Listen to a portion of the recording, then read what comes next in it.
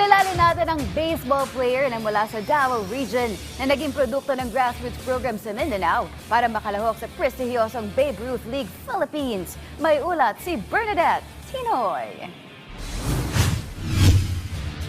Sa patuloy na paglaganap ng sport na baseball sa Pilipinas, iba't ibang grassroots program na rin ang umuusbong para sa layunin na makadiskubre ng magagaling na baseball players. Mula Davao na engganyo si Kurt Nalya na lumahok at sumali matapos makitang social media page ng isang baseball team na naghahanap ng manlalaro sa Mindanao. Hindi na sinay ni Kurt ng pagkakataon para maging parte ng kupunan.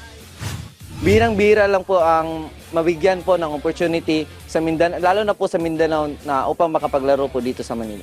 Sobrang saya po ng nararamdaman ko kayo kasi ang daming tao dito sa paligid po na same yung passion at saka love sa game po.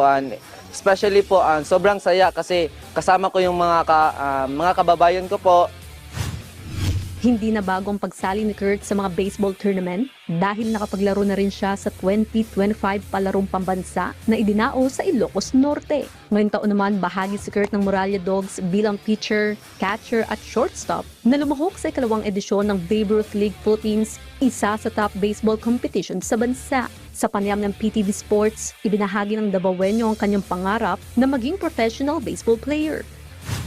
Ang pangarap ko po is matuloy ko yung passion sa game ko po, especially po, and makapatapos ng pag-aaral at the same time po na makapaglaro din sa any big universities here in the Philippines po kasi gustong-gusto ko po talaga ipagpatuloy yung paglalaro ko sa baseball po.